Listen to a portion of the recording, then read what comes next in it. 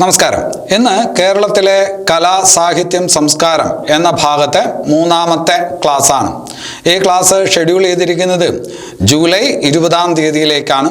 July 20 എന്ന് പറയുമ്പോൾ പെരുന്നാളിൻ്റെ ആഘോഷങ്ങളുടെ ദിവസമാണ്. അപ്പോൾ എല്ലാവർക്കും പ്രിയപ്പെട്ട ആസ്ഥ അക്കാഡമിയുടെ എല്ലാ സബ്സ്ക്രൈബേഴ്സിനും വ്യൂവേഴ്സിനും പെരുന്നാൾ ആശംസകൾ അറിയിക്കുകയാണ്.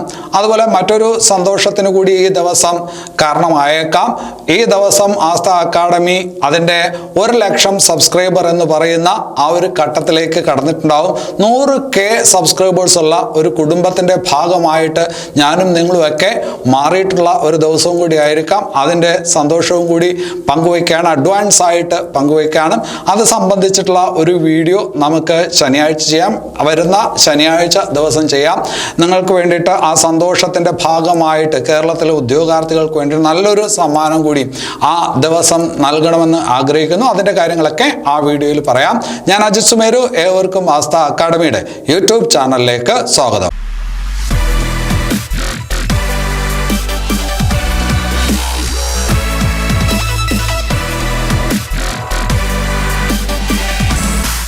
അപ്പോൾ കേരളത്തിലെ കലാ സാഹിത്യം സംസ്കാരം എന്ന് പറയുന്ന സിലബസ് ഭാഗത്ത് ഇതിനോടകം നമ്മൾ 2 ക്ലാസ് പൂർത്തീകരിച്ചിട്ടുണ്ട് അല്ലേ? അതിൽ ആദ്യത്തെ ക്ലാസ്സിൽ നമ്മൾ പഠിച്ചത് കേരളത്തിലെ ചിത്രകലയെക്കുറിച്ചാണ്, അതുപോലെ കേരളത്തിലെ ശില്പകലയെക്കുറിച്ചാണ്, അതുപോലെ കേരളത്തിലെ ചുവർ ചിത്രകലകളെക്കുറിച്ചാണ്. അതുമായി ബന്ധപ്പെട്ട പ്രസിദ്ധരായിട്ടുള്ള കലാകാരന്മാരെ കുറിച്ചൊക്കെയാണ് ഒന്നാമത്തെ ക്ലാസ്സിൽ പഠിച്ചത്. വളരെ പ്രധാനപ്പെട്ട ഒരു ക്ലാസ്സാണത്. രണ്ടാമത്തെ ക്ലാസ്സിൽ നമ്മൾ കേരളത്തിലെ ദൃശ്യകലകളെക്കുറിച്ച് പഠിക്കാനായിട്ട് തുടങ്ങി. അവിടെ നമ്മൾ ആദ്യം പഠിച്ചത് കഥകളിയെക്കുറിച്ചാണ്.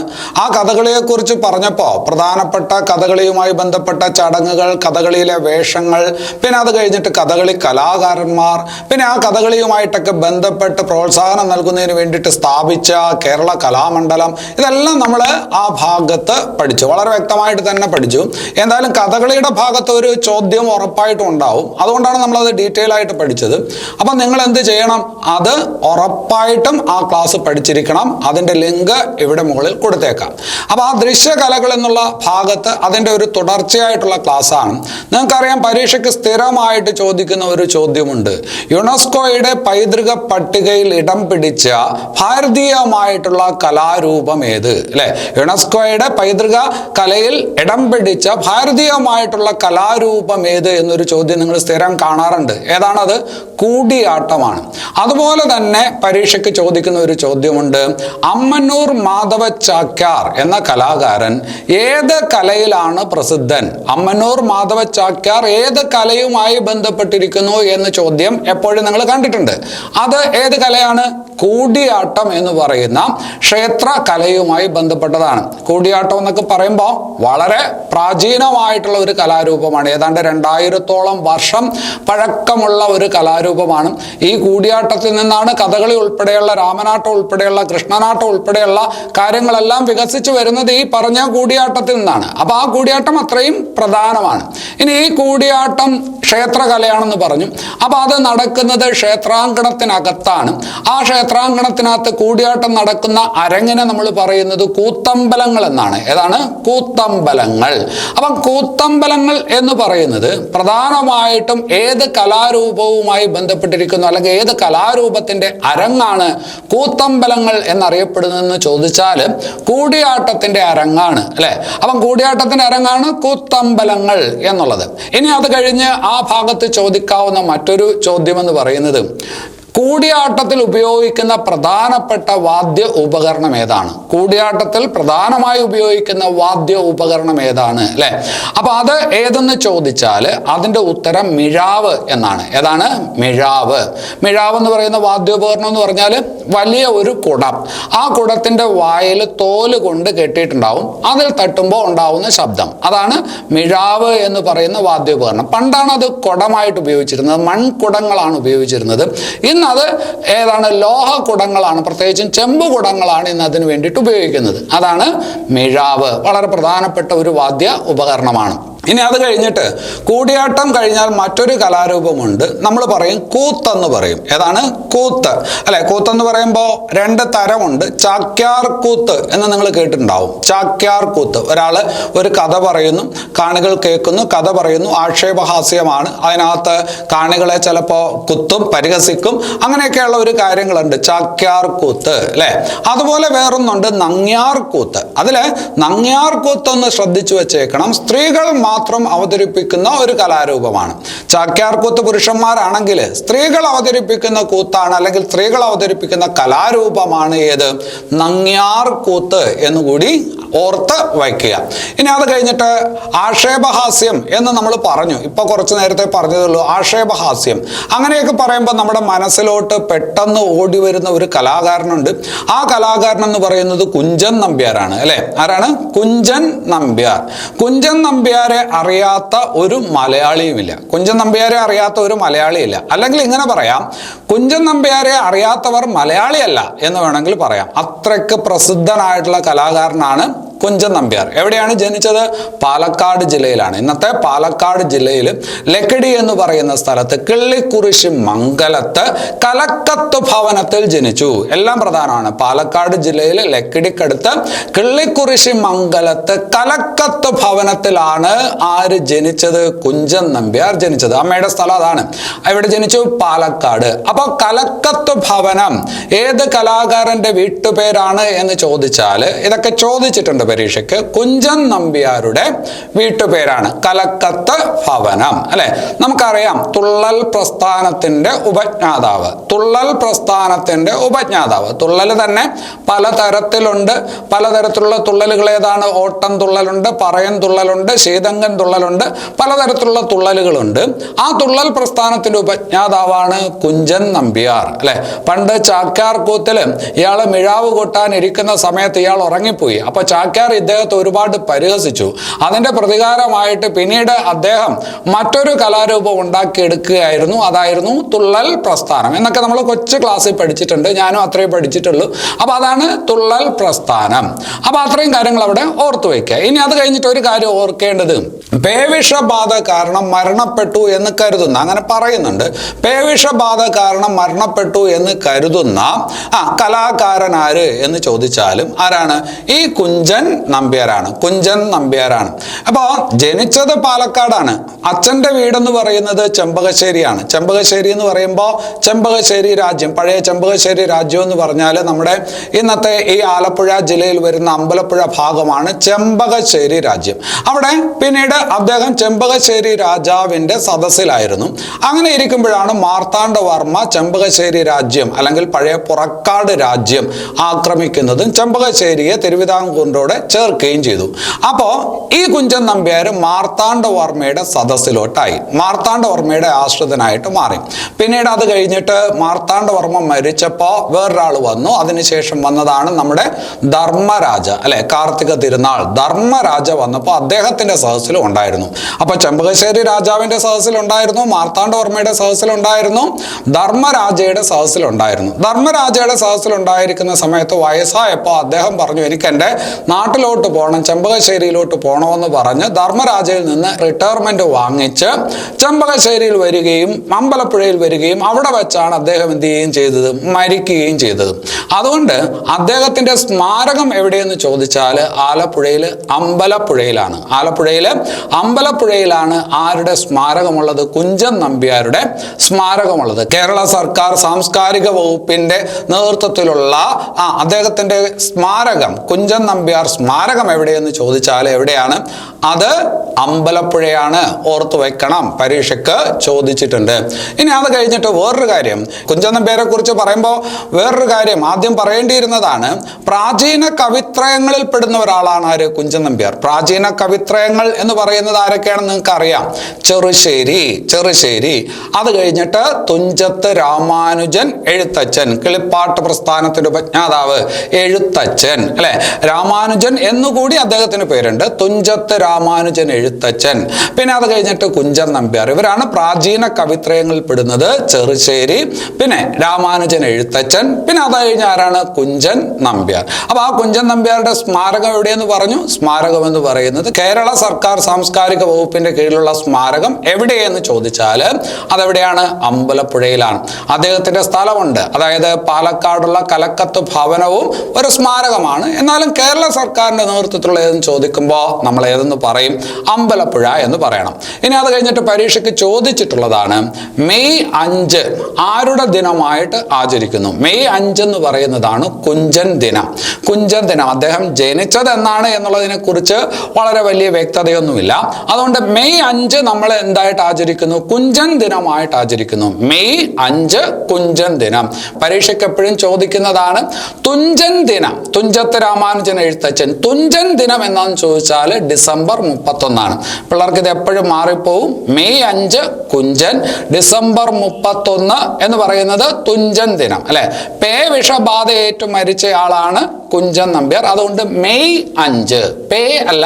അപ്പൊ മെയ് 5 ഏത്? കുഞ്ചൻ ദിനം. ഡിസംബർ 31 ഏത് ദിനം? അത് തുഞ്ചൻ ദിനം അല്ലെ.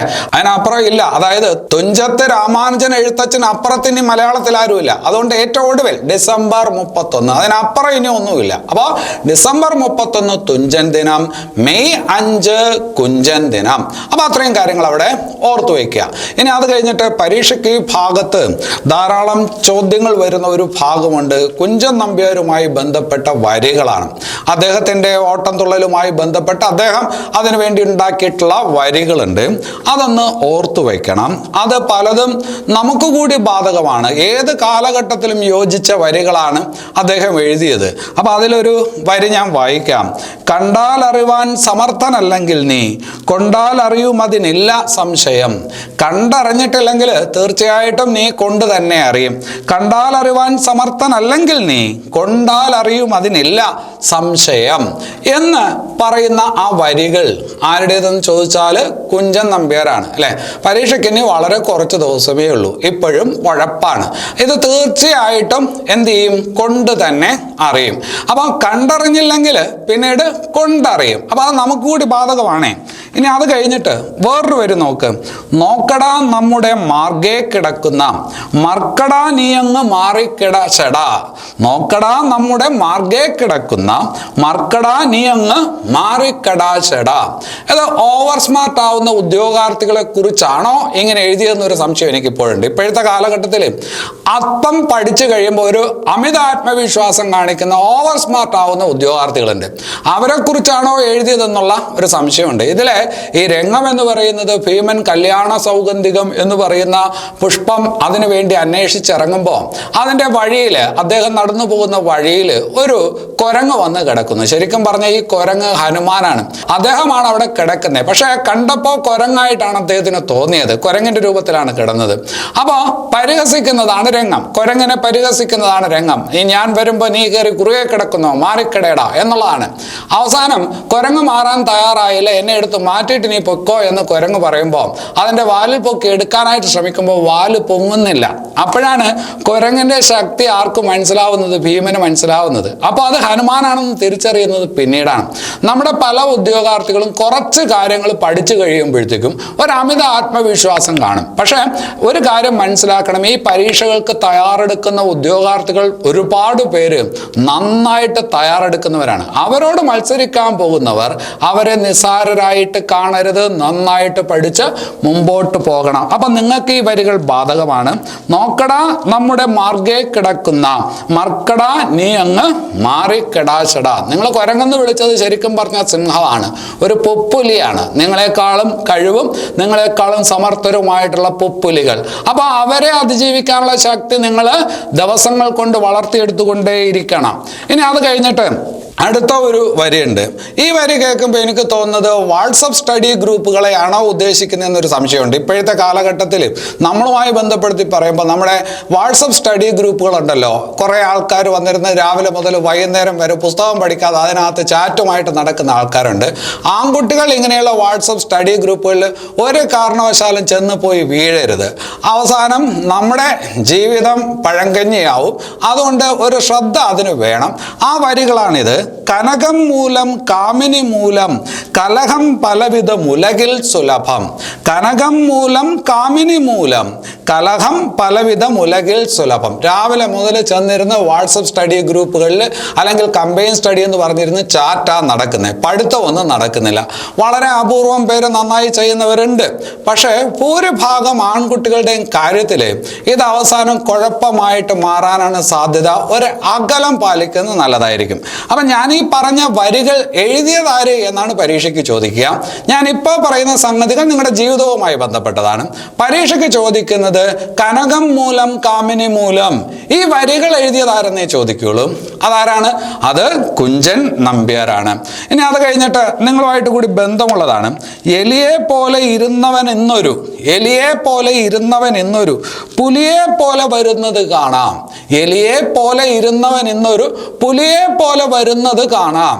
ഇത് പരീക്ഷയൊക്കെ കഴിഞ്ഞിട്ട് അന്ന് വൈകുന്നേരം ആകുമ്പോഴത്തേക്കും ഒരു ചർച്ചയുണ്ടല്ലോ, ഇതിൻ്റെ കട്ട് ഓഫ് എത്രയായിരിക്കുമെന്ന് അല്ലേ. 100 മാർക്കിൻ്റെ പരീക്ഷ.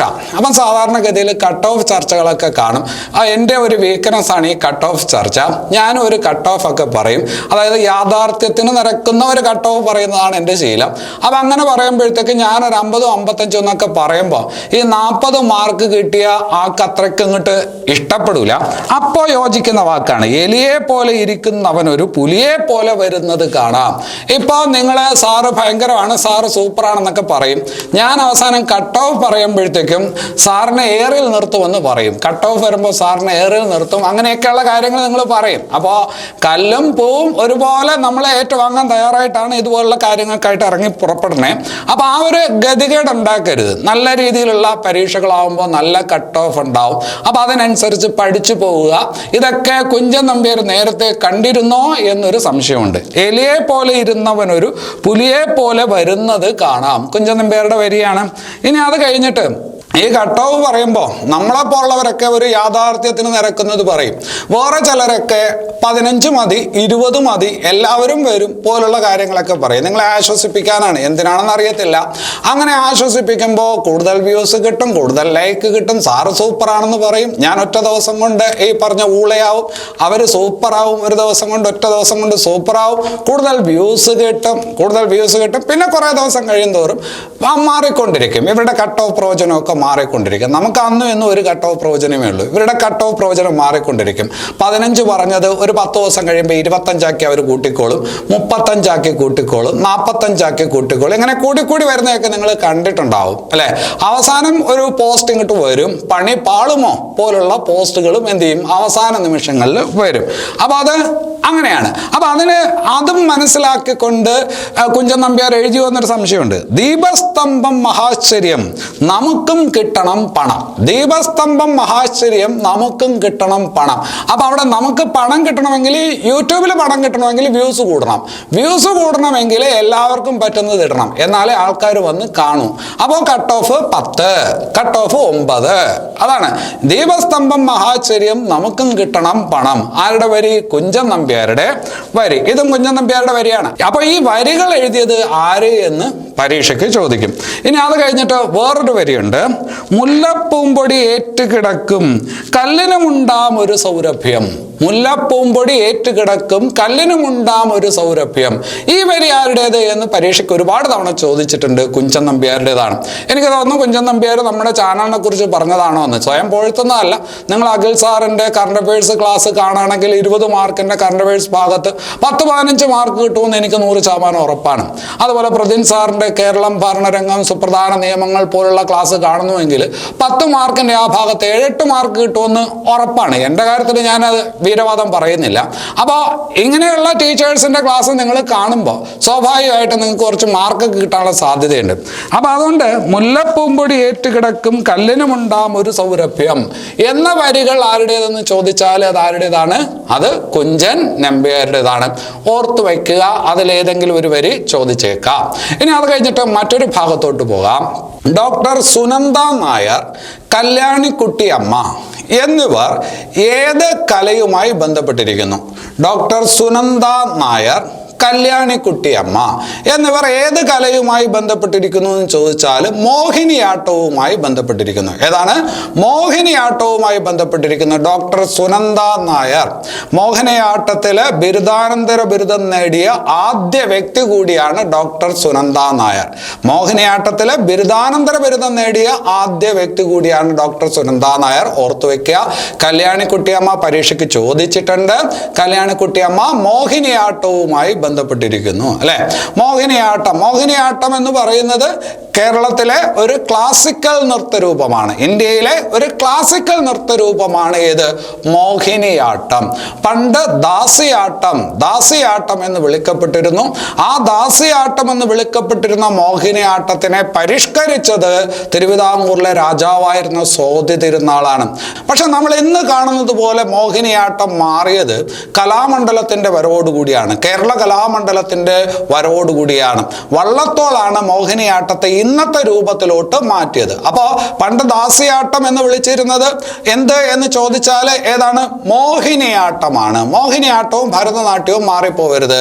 ഭരതനാട്യം എന്ന് പറയുന്നത് തമിഴ്നാട്ടിന്റെ നൃത്തരൂപമാണ്. ഭരതനാട്യം. കുച്ചിപ്പുടി എന്ന് പറയുന്നത് ആന്ധ്രാപ്രദേശിന്റെ ഒരു കലാരൂപമാണ്. ആന്ധ്രാപ്രദേശിന്റെ കലാരൂപമാണ് കുച്ചിപ്പുടി. തമിഴ്നാട്ടിന്റെയാണ് ഭരതനാട്യം. നമ്മുടേത് ഏതാണ്? അത് മോഹിനിയാട്ടം. നൃത്തരൂപം എന്ന് പറയുന്നത് മോഹിനിയാട്ടം. കർണാടകയുടേത് യക്ഷഗാനം അല്ലെ? ഓരോരുത്തർക്ക് ഓരോ കലാരൂപങ്ങൾ കാണും. നമ്മുടേതെന്ന് പറയുന്നത് മോഹിനിയാട്ടമാണ്. ഭരതനാട്യം തമിഴ്നാട്ടിൻ്റെതാണ്. ഓർത്തു വെക്കണം. അപ്പോൾ വള്ളത്തോളിലൂടെയാണ് ഇന്ന് കാണുന്ന രീതിയിലോട്ട് ഏത് മാറിയത്? മോഹിനിയാട്ടം മാറിയത് എന്നുകൂടി ഓർത്തു വെക്കണം. ഇനി അത് കഴിഞ്ഞിട്ട് ആ ഭാഗത്ത് ചോദിക്കാൻ കൊള്ളാവുന്ന ഒരു നല്ലൊരു ചോദ്യം, മോഹിനിയാട്ടത്തിന്റെ സ്റ്റൈൽ, പൊതുവെ ആ മോഹിനിയാട്ടം എന്ന് പറയുന്ന നൃത്തരൂപത്തിന്റെ സ്റ്റൈൽ എന്തെന്ന് ചോദിച്ചാൽ ലാസ്യം എന്ന് പറയും. അല്പം ഒരു ലാസ്യ ഭാവമാണ് ഏതിനുള്ളത്? മോഹിനിയാട്ടത്തിനുള്ളത്. പക്ഷെ മോഹിനിയാട്ടത്തിലെ അടിസ്ഥാന രസം ഏതെന്ന് ചോദിച്ചാൽ, രസം എന്ന് പറയുമ്പോൾ നവരസം, അതായത് നവരസങ്ങളിൽ ഏത് രസത്തിനാണ് മോഹിനിയാട്ടത്തിന് പ്രാധാന്യമുള്ളത് എന്ന് ചോദിച്ചാൽ അത് ശൃംഗാരത്തിനാണ്. ഇപ്പൊ ലാസ്യം എന്ന് പറയുന്നത് നവരസങ്ങളിൽ പെടുന്നതല്ല. നവരസം എന്നൊക്കെ പറഞ്ഞാൽ ഏതാണ്? നവരസങ്ങളിൽ പെടുന്ന രസങ്ങൾ ഏതൊക്കെയാണ്? ഒന്ന് അത്ഭുതം അല്ലെ? ഒന്ന് അത്ഭുതം നവരസങ്ങളിൽ പെടുന്ന ഒരു രസമാണ്. പിന്നെ അത് കഴിഞ്ഞിട്ട് ബീഭത്സം. പിന്നെ അത് കഴിഞ്ഞിട്ട് ഭയാനകം അല്ലെ? അത്ഭുതമുണ്ട്, ബീഭത്സമുണ്ട്, ഭയാനകമുണ്ട്. പിന്നെ അത് കഴിഞ്ഞിട്ട് വീരം എന്ന് പറയുന്ന രസമുണ്ട്. പിന്നെ അത് കഴിഞ്ഞിട്ട് രൗദ്രം, വേറെ രസമാണ് ഏത്? രൗദ്രം. പിന്നെ അത് കഴിഞ്ഞിട്ട് ശൃംഗാരം, ശാന്തം. പിന്നെ അത് കഴിഞ്ഞിട്ട് ഹാസ്യം. ഇതാണ് നാട്യശാസ്ത്രത്തിൽ പറയുന്ന 9 രസങ്ങൾ. ഇതിലെ ഏത് രസത്തിനാണ് മോഹിനിയാട്ടത്തിൽ പ്രാധാന്യമുള്ളത് എന്ന് ചോദിച്ചാൽ ശൃംഗാര രസത്തിനാണ് എന്ന് പറയണം. അപ്പൊ നവരസങ്ങൾ എത്രയാണ്? 9 രസമാണ്. അപ്പൊ അത്രയും കാര്യങ്ങൾ അവിടെ ഓർത്തു വയ്ക്കുക. ഇനി അത് കഴിഞ്ഞിട്ട് വേറൊരു കാര്യത്തിലോട്ട് വരുമ്പോൾ ഞാൻ പറഞ്ഞു ഇന്ത്യയിലെ ക്ലാസിക്കൽ നൃത്തരൂപമാണ് മോഹിനിയാട്ടം എന്ന് പറഞ്ഞു. ഇന്ത്യയിലെ ക്ലാസിക്കൽ നൃത്തരൂപമാണ് മോഹിനിയാട്ടം. അതുകൂടി നിങ്ങൾ മനസ്സിലാക്കുക. അതിൽ കേരളത്തിൽ നിന്ന് 2 ക്ലാസിക്കൽ നൃത്തരൂപമുണ്ട്. കേരളത്തിലെ 2 ക്ലാസിക്കൽ നൃത്തരൂപങ്ങളാണ് നമ്മൾ ആദ്യത്തെ ക്ലാസ്സിൽ പഠിച്ച കഥകളി. ഇന്ത്യയിലെ തന്നെ ഒരു ക്ലാസിക്കൽ നൃത്തരൂപമാണ്. മോഹിനിയാട്ടം ഇന്ത്യയിലെ ഒരു ക്ലാസിക്കൽ നൃത്തരൂപമാണ്. കേന്ദ്ര Sangeetha Nataka academy 8 നൃത്തരൂപങ്ങളെയാണ് classical നൃത്തരൂപങ്ങളായിട്ട് അംഗീകരിച്ചിട്ടുള്ളത്. 8 നൃത്തരൂപങ്ങളെയാണ് classical നൃത്തരൂപങ്ങളായിട്ട് കേന്ദ്ര സംഗീത നാടക അക്കാദമി അംഗീകരിച്ചിട്ടുള്ളത്. അതിൽ ഒരെണ്ണമാണ് ഭരതനാട്യം. അതിൽ വേറൊരെണ്ണമാണ് കഥക്. ഏതാണ്? കഥക്. ഉത്തരേന്ത്യയിൽ പ്രാധാന്യമുള്ള ഒരു നൃത്തരൂപമാണ് കഥക്. പിന്നെ വേറൊന്ന് നമ്മുടെ കഥകളി. പിന്നെ വേറൊന്ന് ആന്ധ്രാപ്രദേശിലെ കുച്ചിപ്പുടി. ആന്ധ്രാപ്രദേശിലെ കുച്ചിപ്പുടിയാണ്. പിന്നെ അത് കഴിഞ്ഞിട്ട് നമ്മുടെ മോഹിനിയാട്ടം. നമ്മുടെ മോഹിനിയാട്ടം 5 എണ്ണമായി. പിന്നെ അത് കഴിഞ്ഞ് വരുന്നത് മണിപ്പൂരി. ഏതാണ്? മണിപ്പൂരി എന്ന് പറയുന്ന നൃത്തരൂപം. മണിപ്പൂരിൽ നിന്നുള്ള മണിപ്പൂരി എന്ന് പറയുന്ന നൃത്തരൂപം. പിന്നെ അത് കഴിഞ്ഞിട്ട് ചലിക്കുന്ന ശില്പം. ചലിക്കുന്ന ശില്പം എന്നറിയപ്പെടുന്ന ഒഡീസി, അല്ലെ? ചലിക്കുന്ന ശില്പം എന്നറിയപ്പെടുന്ന ഒഡീസി. ഒഡീസി. പിന്നെ അത് കഴിഞ്ഞിട്ട് സാത്തിരിയ എന്ന് പറയുന്ന ഒരു നൃത്തരൂപം. സാത്തിരിയ എന്ന് പറയുന്ന ആ ക്ലാസിക്കൽ ഡാൻസ് ഏത് സംസ്ഥാനവുമായി ബന്ധപ്പെട്ടിരിക്കുന്നു? പരീക്ഷയ്ക്ക് ചോദിക്കാം. സാത്തിരിയ. സാത്തിരിയ എന്ന് പറയുന്ന നൃത്തരൂപം ആസാമുമായി ബന്ധപ്പെട്ടിരിക്കുന്നു. അപ്പോൾ കേന്ദ്ര സംഗീത നാടക അക്കാദമി അംഗീകരിച്ചിട്ടുള്ള 8 ക്ലാസിക്കൽ നൃത്തരൂപങ്ങളിൽ 2 എണ്ണം കേരളത്തിലുള്ളതാണ്. ഒന്ന് കഥകളി, വേറൊന്ന് മോഹിനിയാട്ടം. അപ്പൊ ആ 8 എണ്ണം ഒന്നുകൂടി പറ.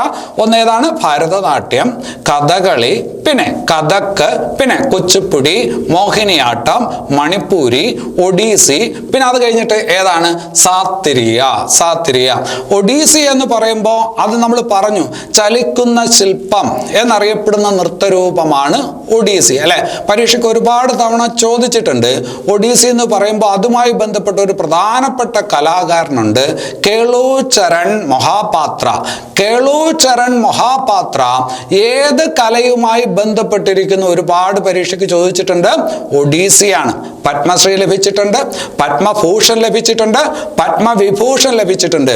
ഈ 3 ബഹുമതികളിൽ ലഭിച്ചിട്ടുള്ള ഒരു കലാകാരനാണ് കേളൂചരൺ മൊഹാപാത്ര എന്നുകൂടി ഓർത്തു വെക്കണം. അത് ഒഡീസി നൃത്തവുമായി ബന്ധപ്പെട്ടിരിക്കുന്നു. സാത്തിരിയ ആസാമിന്റെ നൃത്തരൂപമാണ്. ആസാമിന്റെ നൃത്തരൂപമാണ്. അതവിടെ ഒന്ന് പഠിച്ചു വെക്കണം. ഇനി അത് കഴിഞ്ഞിട്ട് മറ്റൊരു ഭാഗം, മറ്റൊരു കലാരൂപമാണ് ചവിട്ട് നാടകം, അല്ലെ?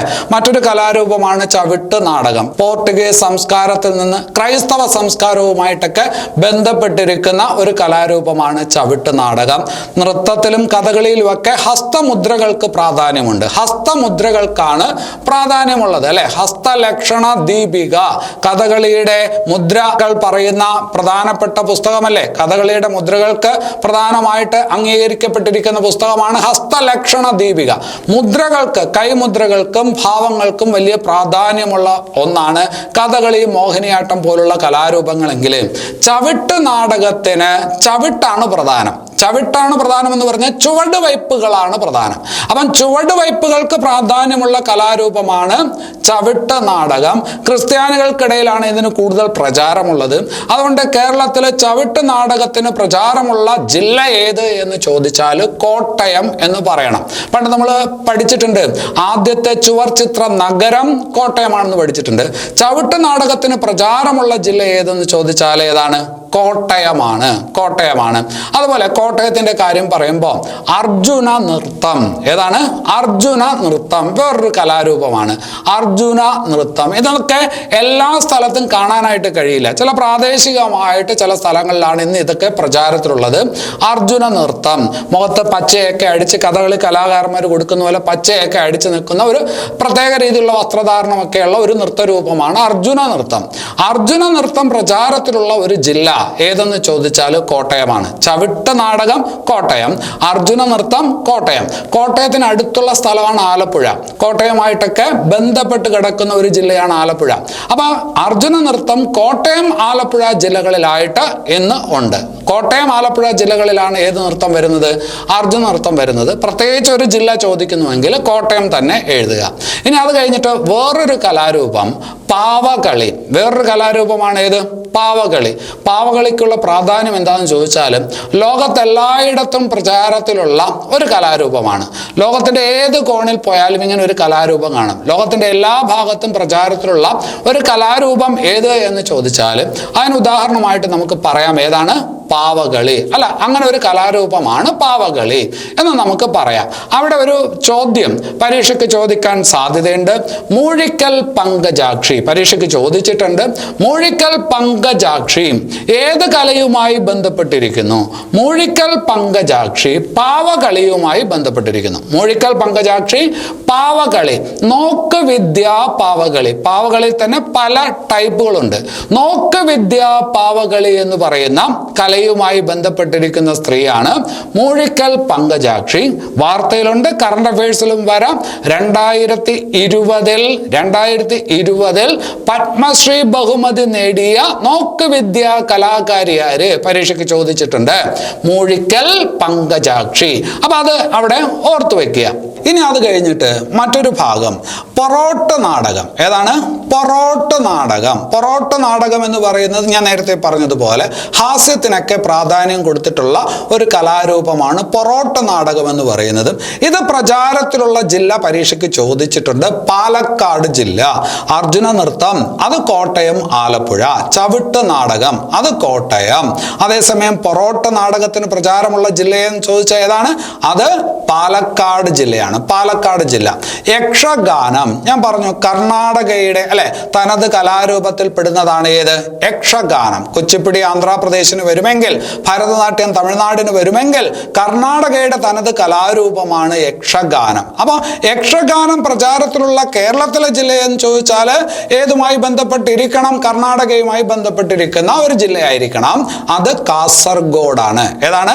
കാസർഗോഡാണ്. യക്ഷഗാനം പ്രചാരത്തിലുള്ളത് ഏതെന്ന് ചോദിച്ചാൽ അത് കാസർഗോഡ് ജില്ല. അത് പറയുമ്പോൾ കഴിഞ്ഞ ക്ലാസ്സിൽ ഞാൻ പറയാൻ വിട്ടുപോയ ഒരു കാര്യമാണ്. നമ്മൾ പ്രതിമകളെ കുറിച്ചെല്ലാം പറഞ്ഞായിരുന്നു, ശില്പങ്ങളെ കുറിച്ച് പറഞ്ഞായിരുന്നു അല്ലെ. അവിടെ പറയാൻ വിട്ടുപോയ ഒരു കാര്യമുണ്ട്.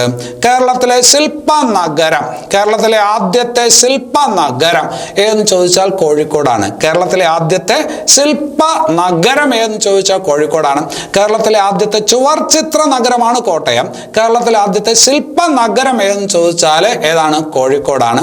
അതേസമയം പ്രതിമകളുടെ നഗരം, പ്രതിമകളുടെ നഗരം, പ്രതിമകളെ ഇടിച്ച് വീഴും അത്രയ്ക്ക് പ്രതിമകളുണ്ട് ആ സ്ഥലത്ത്. എൻ്റെ നാട്ടിലാണ്, അത് തിരുവനന്തപുരത്താണ്. പ്രതിമകളുടെ നഗരം, സിറ്റി ഓഫ് സ്റ്റാച്യൂസ് എന്നറിയപ്പെടുന്ന നഗരം ഏതെന്ന് ചോദിച്ചാൽ അത് തിരുവനന്തപുരമാണ്. അതേസമയം ശില്പ നഗരം ഏതെന്ന് ചോദിച്ചാൽ അത് കോഴിക്കോടാണ്. ഇനി അത് കഴിഞ്ഞിട്ട് വേറൊരു ഭാഗത്തോട്ട് കേരളത്തിന്റെ ആയോധന കല, കേരളത്തിന്റെ ആയോധന കല അല്ലെ. അതായത് ഇപ്പൊ കരാട്ടെ ഉണ്ട്, കുംഫു ഉണ്ട്, ജൂഡോ ഉണ്ട്, ഇതൊക്കെ ആയോധന കലകളാണ്. അതുപോലെ കേരളത്തിൻ്റെതായിട്ടുള്ള ആയോധന കല ഏത് എന്ന് ചോദിച്ചാൽ കളരിപ്പയറ്റാണ്. ഏതാണ്? കളരിപ്പയറ്റാണ്. ഇതിപ്പോൾ പറയുമ്പോൾ ഇത് നിങ്ങൾക്ക് എളുപ്പമാണെന്ന് തോന്നും. കളരിപ്പയറ്റ്, വേലകളി, പരിചമുട്ടുകളി ഇവയെല്ലാം എന്ന് തന്നാൽ നിങ്ങളൊന്ന് ആടും. കളരിപ്പയറ്റ്, വേലകളി, പരിചമുട്ടുകളി ഇതൊക്കെ അങ്ങ് തന്നു കഴിഞ്ഞാൽ ഇതെല്ലാം ആണോ എന്നൊരു സംശയം വരും. കേരളത്തിന്റെ തനത് ആയോധന കല ഏതെന്ന് ചോദിച്ചാൽ ഏതാണ്? കളരിപ്പയറ്റാണ്. കളരിപ്പയറ്റാണ്. ഇനി അത് കഴിഞ്ഞിട്ട് വേറൊരു ചോദ്യം അവിടെ ചോദിക്കാൻ കൊള്ളാവുന്നത്, പി കെ കാളൻ ഏത് കലയുമായി ബന്ധപ്പെട്ടിരിക്കുന്നു? പി കെ കാളൻ ഏത് കലയുമായി ബന്ധപ്പെട്ടിരിക്കുന്നു എന്ന് ചോദിച്ചാൽ ഗദ്ദിക എന്ന് പറയുന്ന കലയുമായി ബന്ധപ്പെട്ടിരിക്കുന്നു, അല്ലെങ്കിൽ ഗദ്ദിക എന്ന് പറയുന്ന സംവിധാനവുമായി ബന്ധപ്പെട്ടിരിക്കുന്നു. അപ്പൊ പി കെ കാളൻ എന്തുമായി ബന്ധപ്പെട്ടിരിക്കുന്നു? ഗദ്ദിക എന്ന് പറയുന്ന സംവിധാനവുമായി ബന്ധപ്പെട്ടിരിക്കുന്ന കലയുമായി ബന്ധപ്പെട്ടിരിക്കുന്നു. എന്താണ് ഗദ്ദിക എന്ന് ചോദിച്ചാൽ വയനാട്ടിലെ ആദിവാസി വിഭാഗക്കാർക്കിടയിലുള്ള ഒരു തനത് അല്ലെങ്കിൽ അനുഷ്ഠാന നൃത്തരൂപമാണ്, അല്ലെങ്കിൽ അനുഷ്ഠാന കലാരൂപമാണ്. വയനാട്ടിലെ ആദിവാസികൾക്കിടയിലുള്ള ഒരു അനുഷ്ഠാന കലാരൂപമാണ് ഏത്? ഗദ്ദിക. അപ്പം ഗദ്ദിക എന്ന് കേൾക്കുമ്പോൾ വയനാടെന്ന് ഓർമ്മ വരണം. അതൊരു ആദിവാസി അനുഷ്ഠാന കലയാണെന്ന് ഓർമ്മ വരണം. അതുമായി ബന്ധപ്പെട്ട ഒരു പേര് ഓർക്കണം, പി കെ കാളൻ അല്ലെ. അപ്പൊ അതൊരു ആദിവാസി കലാരൂപമാണെന്ന് പറഞ്ഞു, അല്ലെങ്കിൽ ആദിവാസി അനുഷ്ഠാന കലാരൂപമാണെന്ന് പറഞ്ഞു അല്ലെ.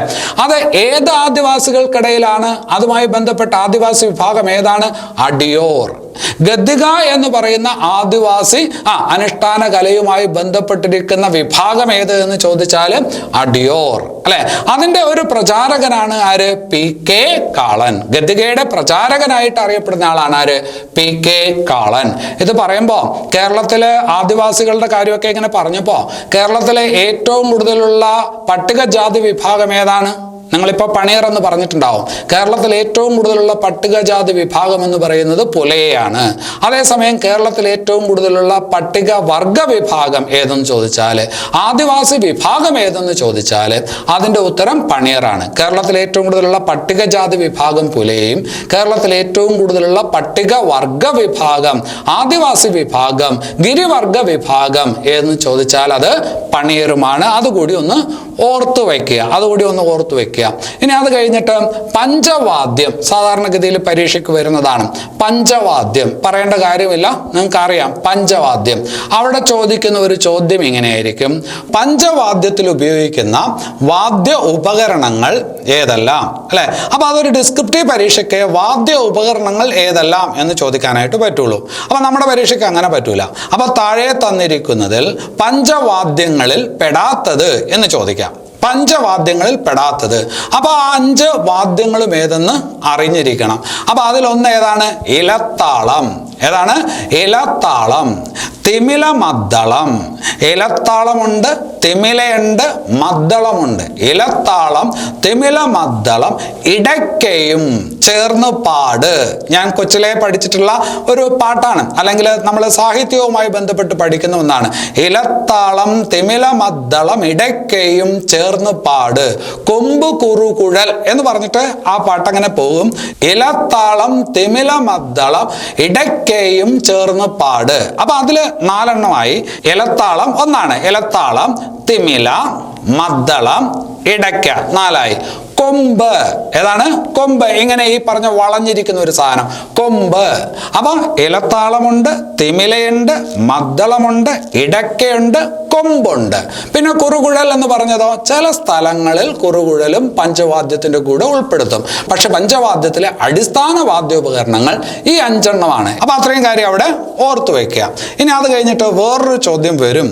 താഴെ തന്നിരിക്കുന്നതിൽ ഘനവാദ്യം ഏത്? താഴെ തന്നിരിക്കുന്നതിൽ ഘനവാദ്യം ഏത്? ഘനവാദ്യം ഏത് എന്നാണ് കൂട്ടുകാർ മനസ്സിലാക്കിയിരിക്കേണ്ടത്. അതായത് ലോഹങ്ങളിൽ തട്ടി ശബ്ദമുണ്ടാക്കുന്ന വാദ്യങ്ങളാണെങ്കിൽ, ലോഹങ്ങൾ തട്ടുമ്പോൾ ശബ്ദമുണ്ടാക്കത്തക്ക വിധത്തിലുള്ള വാദ്യ ഉപകരണങ്ങളാണെങ്കിൽ അതിന് നമ്മൾ ഘനവാദ്യം എന്ന് പറയും. ഇപ്പൊ ഇലത്താളം, അല്ലെ, അത് ചെമ്പ് തകിടുകളാണ്. ഇലത്താളം അങ്ങനെ ഇടിക്കുമ്പോൾ ശബ്ദം കേൾക്കും. അപ്പൊ അതൊരു ഘനവാദ്യമാണ്, അല്ലെ. അതുപോലെ തന്നെ ചേങ്ങില, കഥകളിയിൽ ഉപയോഗിക്കുന്ന ചേങ്ങില, അതെന്താണ്? അതൊരു ഘനവാദ്യമാണ്. അപ്പൊ ഇലത്താളം ഘനവാദ്യമാണ്. അതുപോലെ തന്നെ ഇപ്പൊ പറഞ്ഞ ചേങ്ങില ഘനവാദ്യമാണ്. കുഴിത്താളം എന്ന് പറയുന്ന സാധനം ഘനവാദ്യമാണ്. അപ്പം കൂട്ടുകാരിപ്പോ ഘനവാദ്യങ്ങൾ ഏതൊക്കെയെന്ന് പഠിക്കാൻ പോണ്ട. ഘനവാദ്യം എന്നതുകൊണ്ട് ഉദ്ദേശിക്കുന്നത് എന്താണ്? ലോഹങ്ങളിൽ തട്ടുമ്പോൾ ശബ്ദം ഉണ്ടാക്കത്തക്ക വിധത്തിലുള്ള വാദ്യ ഉപകരണങ്ങളാണ് ഏത്? ഘനവാദ്യം എന്ന് പറയുന്നത്. അപ്പൊ പഞ്ചവാദ്യത്തിൽ ഏതെല്ലാം വാദ്യ ഉപകരണങ്ങൾ വരും? ഘനവാദ്യത്തിൽ ഏതെല്ലാം വാദ്യ ഉപകരണങ്ങൾ വരും? അല്ലെങ്കിൽ ഘനവാദ്യം എന്താണ്? ഇനി അത് കഴിഞ്ഞിട്ട് തന്ത്രിവാദ്യം. തന്ത്രി എന്ന് പറഞ്ഞാൽ എന്താണ്? സ്ട്രിങ്സ്, കമ്പികൾ എന്നാണ് അർത്ഥം. സ്ട്രിങ്സ്, കമ്പികൾ. അപ്പൊ ഏത് വാദ്യ ഉപകരണത്തിലാണ് സ്ട്രിങ്സ് ഉള്ളത്? നമുക്കിപ്പോ അറിയാം വീണ, അല്ലെ, നമുക്കറിയാം വീണ. അപ്പൊ വീണയിൽ 7 കമ്പികളുണ്ട്, അല്ലെ. വീണയിൽ 7 കമ്പികളുണ്ട്. സപ്തസ്വരം 7 കമ്പികളുണ്ട്. അപ്പൊ വീണ എന്താണ്? തന്ത്രിവാദ്യമാണ്. വീണയെ നമ്മൾ പറയും തന്ത്രിവാദ്യങ്ങളുടെ മാതാവ് എന്ന് പറയും. വീണയെ നമ്മൾ പറയും തന്ത്രിവാദ്യങ്ങളുടെ മാതാവ് എന്നറിയപ്പെടുന്നത് എന്താണെന്ന് ചോദിച്ചാൽ എന്താണ്? വീണയാണ്. അപ്പൊ തന്ത്രിവാദ്യമാണ് വീണ. അതുപോലെ വയലിൻ തന്ത്രിവാദ്യമല്ലേ? സ്ട്രിങ്സ് ഇല്ലേ? വയലിൻ തന്ത്രിവാദ്യമാണ്. തമ്പുരു തന്ത്രിവാദ്യമല്ലേ? തമ്പുരുവാദ്യമല്ലേ? ഇങ്ങനെ തമ്പുരു പോലെ വീണ പോലെയുള്ള വാദ്യ ഉപകരണങ്ങളൊക്കെ നിർമ്മിക്കാൻ കൂടുതലായിട്ടും ഉപയോഗിക്കുന്നത് ഏത് തടിയാണ് എന്നും പരീക്ഷയ്ക്ക് ചോദിച്ചിട്ടുണ്ട്. ഏത് തടിയാണ്? പ്ലാവിൻ്റെ തടിയാണ്. വാദ്യോപകരണങ്ങൾ നിർമ്മിക്കുന്നതിന് കൂടുതലായിട്ട് ഉപയോഗിക്കുന്നത് ഏത് മരത്തിൻ്റെ തടികളാണ് എന്ന് ചോദിച്ചാൽ പ്ലാവിൻ്റെ തടികളാണ്. തമ്പുരു പോലുള്ളവയൊക്കെ നിർമ്മിക്കാൻ കൂടുതൽ ഉപയോഗിക്കുന്നത് പ്ലാവിൻ്റെ തടിയാണ്. അപ്പൊ തന്ത്രിവാദ്യം എന്ന് പറഞ്ഞാൽ സ്ട്രിങ്സ് ഉള്ളതാണ്. അപ്പൊ താഴെ തന്നിരിക്കുന്നതിൽ തന്ത്രിവാദ്യം ഏത്? തന്ത്രിവാദ്യം അല്ലാത്തത് ഏത്? താഴെ തന്നിരിക്കുന്നതിൽ ഘനവാദ്യം ഏത്? അല്ലാത്തത് ഏത്? താഴെ തന്നിരിക്കുന്നതിൽ പഞ്ചവാദ്യത്തിൽ പെടുന്നതേത്? പെടാത്തതേത്? ഇതൊക്കെയാണ് ഈ ഭാഗത്തെ ഒരു ചോദ്യ രീതികൾ. കൂട്ടുകാർ അതൊന്ന് മനസ്സിലാക്കി വെക്കാം. ഇനി അസുരവാദ്യം എന്നറിയപ്പെടുന്നത് എന്ത്? അസുരവാദ്യം എന്നറിയപ്പെടുന്നത് എന്തെന്ന് ചോദിച്ചാൽ അതെന്താണ്? ചെണ്ടയാണ്. കഥകളി പഠിച്ചപ്പോൾ നമ്മൾ പറഞ്ഞു ചെണ്ട ഒരു അസുരവാദ്യമാണ്. അപ്പൊ അസുരവാദ്യമാണ് ഏത്? ചെണ്ട. അസുരവാദ്യമാണ് ചെണ്ട. ഇനി അത് കഴിഞ്ഞിട്ട് അവിടെ നിങ്ങൾ മനസ്സിലാക്കി വെക്കേണ്ടത്, ആ ഭാഗത്ത് തീർച്ചയായിട്ടും ചോദ്യം വരും.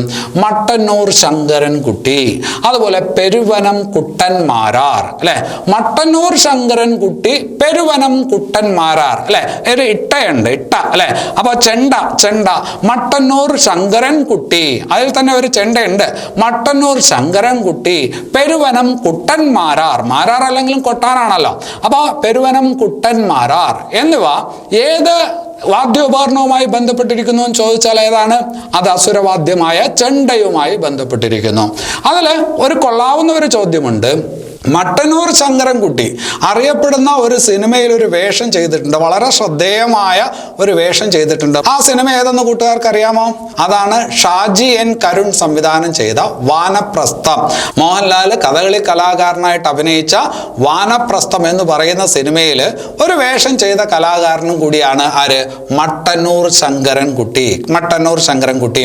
ഇത് പറയുമ്പോൾ ആ സിനിമയിൽ, അതായത് ഷാജി എൻ കരുൺ സംവിധാനം ചെയ്ത വാനപ്രസ്ഥം എന്ന് പറയുന്ന സിനിമയിൽ സംഗീതം ചെയ്തിരിക്കുന്നത് അറിയപ്പെടുന്ന വേറൊരു കലാകാരനാണ്.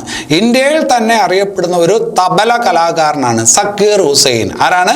സക്കീർ ഹുസൈൻ. പരസ്യത്തിലൊക്കെ നിങ്ങൾ താജിന്റെ മുമ്പിലിരുന്ന്, താജ്മഹലിന്റെ മുമ്പിലിരുന്ന് തബല കൊട്ടുന്ന ഒരാളെ കണ്ടു കാണും, അല്ലെ? കൊട്ടിയിട്ട് ഈ പറഞ്ഞ വാ ഭൈ വാ, ആ പറയുന്ന സക്കീർ ഹുസൈൻ ആണ് ഏത് സിനിമയുടെ? വാനപ്രസ്ഥം എന്ന് പറയുന്ന സിനിമയ്ക്ക് സംഗീതം ചെയ്തിരിക്കുന്നത് എന്ന് കൂടി ഓർത്തു വച്ചാൽ നല്ലതായിരിക്കും. മട്ടന്നൂർ ശങ്കരൻകുട്ടി ഏതിൽ അഭിനയിച്ചിട്ടുണ്ട്?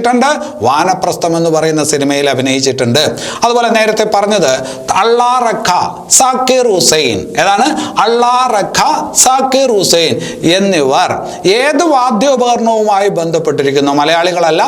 ഏത് വാദ്യോപകരണവുമായി ബന്ധപ്പെട്ടിരിക്കുന്നു എന്ന് ചോദിച്ചാൽ അള്ളാറഖയും സക്കീർ ഹുസൈനും തബലയുമായി ബന്ധപ്പെട്ടിരിക്കുന്നു. അള്ളാറഖയും സക്കീർ ഹുസൈനും തബല എന്ന് പറയുന്ന വാദ്യോപകരണവുമായി ബന്ധപ്പെട്ടിരിക്കുന്നു. ഒരുപാട് പരീക്ഷയ്ക്ക് ചോദിച്ചതാണ്. യു ശ്രീനിവാസൻ ഏത് വാദ്യോപകരണവുമായി ബന്ധപ്പെട്ടിരിക്കുന്നു? യു ശ്രീനിവാസൻ ഏത് വാദ്യോപകരണവുമായി ബന്ധപ്പെട്ടിരിക്കുന്നു ചോദിച്ചാൽ മാൻഡോലിൻ. ഏതാണ്? മാൻഡോലിൻ എന്ന് പറയുന്ന വാദ്യോപകരണവുമായി ബന്ധപ്പെട്ടിരിക്കുന്നു. നമ്മുടെ വയലിൻ പോലുള്ള ഒരു വാദ്യോപകരണമാണ് മാൻഡോലിൻ. ഈ വാക്കുകളൊക്കെ കേൾക്കുമ്പോൾ മനസ്സിലായില്ലെങ്കിൽ നിങ്ങൾ വെറുതെ സെർച്ച് ചെയ്ത് നോക്കുക. മാൻഡോലിൻ എന്ന് സെർച്ച് ചെയ്യുക. അതിന്റെ പടം ഗൂഗിളിൽ ജസ്റ്റ് ഒന്ന് നോക്കുക.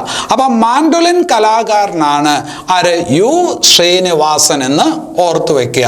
അതുപോലെ ഒരുപാട് പരീക്ഷയ്ക്ക് ചോദിച്ചിട്ടുണ്ട് ലാൽഗുഡി ജയരാമൻ. ഈ പേര് കണ്ടാൽ ഒരു ചോദ്യകർത്താവിന് ചോദിക്കാനുള്ള ടെൻഡൻസി അങ്ങ് കൂടും. ഇപ്പൊ മട്ടന്നൂർ ശങ്കരൻകുട്ടി കണ്ടാൽ ചോദിക്കാനൊരു സാധ്യത അങ്ങ് കൂടും.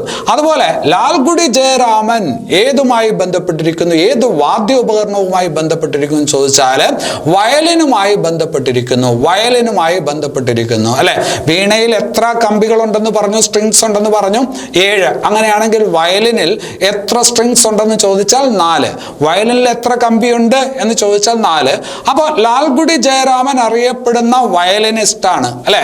വയലിനിസ്റ്റ് ആണ്. ഈ അടുത്ത കാലത്ത് മരിച്ചുപോയ ബാലഭാസ്കർ ഏതുമായി ബന്ധപ്പെട്ടിരിക്കുന്നു? വയലിനുമായി ബന്ധപ്പെട്ടിരിക്കുന്നു. ഏതാണ്? വയലിനുമായി ബന്ധപ്പെട്ടിരിക്കുന്നു. വയലിനിസ്റ്റ് ആണ്, അല്ലെ? ശരി. ഇനി അത് കഴിഞ്ഞിട്ട് അടുത്തത് കേരള സംഗീത നാടക അക്കാദമി. കേരള സംഗീത നാടക അക്കാദമി. കേരളത്തിലെ കലകളൊക്കെ പറയുമ്പോൾ കേരള സംഗീത നാടക അക്കാദമി സ്ഥാപിക്കപ്പെട്ടതെന്ന് 1958. കേരള സംഗീത നാടക അക്കാദമിയുടെ ആസ്ഥാനം എവിടെയാണ്? അത് തൃശ്ശൂരാണ്, അല്ലെ? കേരള സംഗീത നാടക അക്കാദമിയുടെ ആസ്ഥാനം എവിടെയാണ്?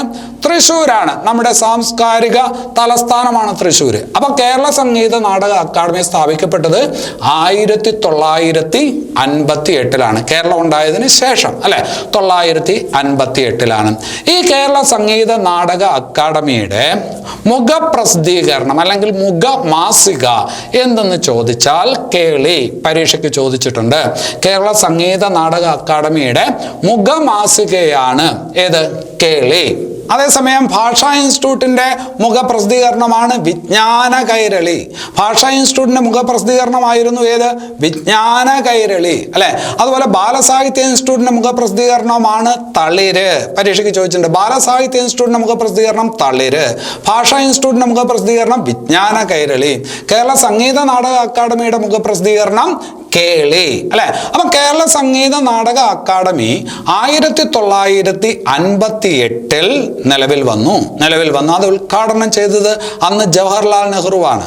EMS മുഖ്യമന്ത്രിയാണ്. അന്ന് ഉദ്ഘാടനം ചെയ്യുന്നത് നെഹ്റുവാണ്. നെഹ്റു എന്നാണ് ഉദ്ഘാടനം ചെയ്തത്. അതിന്റെ ആദ്യത്തെ അധ്യക്ഷൻ, കേരള സംഗീത നാടക അക്കാദമിയുടെ ആദ്യത്തെ അധ്യക്ഷൻ, നല്ല ചോദ്യമാണ്, മങ്കു തമ്പുരാൻ. ആരാണ്? മങ്കു തമ്പുരാൻ. നല്ല ഭാഷാ വിദഗ്ധനായിട്ടുള്ള ഒരാളാണ്. മങ്കു തമ്പുരാനാണ് കേരള സംഗീത നാടക അക്കാദമിയുടെ ആദ്യ അധ്യക്ഷൻ, അല്ലെ? പക്ഷെ കറണ്ട് അഫയേഴ്സിന്റെ ഭാഗത്ത് ചോദിക്കും, കേരള സംഗീത നാടക അക്കാദമിയുടെ ഇപ്പോഴത്തെ അധ്യക്ഷൻ അല്ലെങ്കിൽ ചെയർപേഴ്സൺ ആരാണ് എന്ന് ചോദിച്ചാൽ എന്ത് പറയും നിങ്ങൾ? അതിന്റെ ഉത്തരം നിങ്ങൾക്ക് അറിയാമെങ്കിൽ കമന്റ് ബോക്സിൽ രേഖപ്പെടുത്തുക. അറിഞ്ഞുവിടെങ്കിൽ സെർച്ച് ചെയ്ത് കണ്ടുപിടിക്കുക കേട്ടോ. അപ്പൊ കേരള സംഗീത നാടക അക്കാദമിയുടെ ആദ്യ അധ്യക്ഷൻ മങ്കു തമ്പുരാനാണ്. അപ്പൊ അത്രയും കാര്യം അവിടെ ഓർത്തു വയ്ക്കുക. ഇനി അത് കഴിഞ്ഞിട്ട് വേറൊരു കാര്യം, തിരിഞ്ഞു പോകാതിരിക്കാൻ, കേന്ദ്ര സംഗീത നാടക അക്കാദമി ഉണ്ട്. കേന്ദ്ര സംഗീത നാടക അക്കാദമി സ്ഥാപിക്കപ്പെട്ടത് എന്നു ചോദിച്ചാൽ 1953 ന്യൂഡൽഹിയാണ് ആസ്ഥാനം. കേന്ദ്ര സംഗീത നാടക അക്കാദമിയുടെ ആസ്ഥാനം ന്യൂഡൽഹി. സ്ഥാപിക്കപ്പെട്ടത് 953. തിരിഞ്ഞു പോകുമോ? തിരിഞ്ഞു പോയാലും നിങ്ങൾക്ക് തലയിൽ ഒട്ടും ആള് താമസമില്ല എന്നർത്ഥം. 953 എന്തായാലും കേരള സംഗീത നാടക അക്കാദമി സ്ഥാപിക്കത്തില്ല. 53, 58 അപ്പോ കേരള സംഗീത നാടക അക്കാദമി 58 തന്നെയാണല്ലോ, ഉറപ്പിക്കുക. ശരി, അപ്പൊ അത്രയും കാര്യങ്ങളാണ് അതിനകത്ത് നമുക്കിന്ന് പഠിക്കാനായിട്ടുള്ളത്. ഇത് പറഞ്ഞപ്പോൾ വേറൊരു ക്ലാസ്സിൽ ഞാൻ പറയാൻ വിട്ടുപോയ ഒരു കാര്യമുണ്ട്. അത് മഞ്ജുതരം. ഏതാണ്? മഞ്ജുതരം. മഞ്ജുതരം എന്ന് പറയുന്നത് ആരുടെ ആത്മകഥയാണ് എന്ന് ചോദിക്കാം. കമന്റ് ബോക്സിൽ ഒരാൾ അത് രേഖപ്പെടുത്തിയിട്ടുണ്ടായിരുന്നു. അപ്പോഴാണ് ഞാൻ അത് ഓർത്തത്. മഞ്ജുതരം എന്ന് പറയുന്നത് ആരുടെ ആത്മകഥ എന്ന് ചോദിച്ചാൽ കലാമണ്ഡലം ഹൈദരാലിയുടേതാണ്, അല്ലെ? അറിയപ്പെടുന്ന കഥകളി സംഗീതജ്ഞനാണ് ആര്? കലാമണ്ഡലം ഹൈദരാലി, അല്ലെ? കലാമണ്ഡലം ഹൈദരാലി എന്തുമായി ബന്ധപ്പെട്ടിരിക്കുന്നു? കഥകളി സംഗീതം. കഥകളി എന്നല്ല, കഥകളി സംഗീതം എന്ന് തന്നെ പറയണം. അപ്പൊ അദ്ദേഹത്തിന്റെ ആത്മകഥയാണ് മഞ്ജുതരം. പിന്നെ അത് കഴിഞ്ഞിട്ട് വേറൊരു ഓർമ്മക്കുറിപ്പുണ്ട് അദ്ദേഹത്തിൻ്റെത്. ഓർത്താൽ വിസ്മയം. ഓർത്താൽ വിസ്മയം. ആരുടെ ഓർമ്മക്കുറിപ്പുകളാണ്? ഏത് കഥകളി കലാകാരന്റെ ഓർമ്മക്കുറിപ്പാണെന്ന് ചോദിച്ചാൽ കലാമണ്ഡലം ഹൈദരാലിയുടെ ഓർമ്മക്കുറിപ്പാണ് എന്ന് പറയണം. അപ്പോൾ മഞ്ജുതരം ആരുടെ ആത്മകഥ എന്ന് ചോദിച്ചാൽ കലാമണ്ഡലം ഹൈദരാലിയുടെ ആത്മകഥയാണ്. ഓർത്താൽ വിസ്മയം എന്നുള്ളത് ആരുടെ ഓർമ്മക്കുറിപ്പുകളാണെന്ന് ചോദിച്ചാൽ കലാമണ്ഡലം ഹൈദരാലിയുടേതാണ്. അപ്പോൾ ഈ ക്ലാസ് ഇത്രയും നിങ്ങൾ കേൾക്കുമ്പോൾ നിങ്ങൾക്ക് എന്ത് തോന്നി? ഈ ഭാഗത്തുനിന്ന് ചോദ്യം വരുമോ ഇല്ലയോ? തീർച്ചയായിട്ടും ചോദ്യം വരും. അപ്പോൾ നിങ്ങൾ സംതൃപ്തരാണോ? സംതൃപ്തരാണെങ്കിൽ അതെങ്ങനെയാണ് ഞാൻ അറിയുന്നത്? ആ ലൈക്ക് ബട്ടൺ കുത്തിപ്പൊട്ടിച്ചേക്കണം. നിങ്ങളുടെ സ്നേഹം അറിയിച്ചേക്കണം. കമൻറ്റ് ചെയ്യുക, പ്രോത്സാഹിപ്പിക്കുക. ഇങ്ങനെയുള്ള ക്ലാസ്സുകൾ ചെയ്യുന്നതിനും അത് മാത്രമേ പോകാൻ വഴിയായിട്ടുള്ളൂ. എല്ലാവർക്കും നല്ലത് വരട്ടെ. നന്ദി.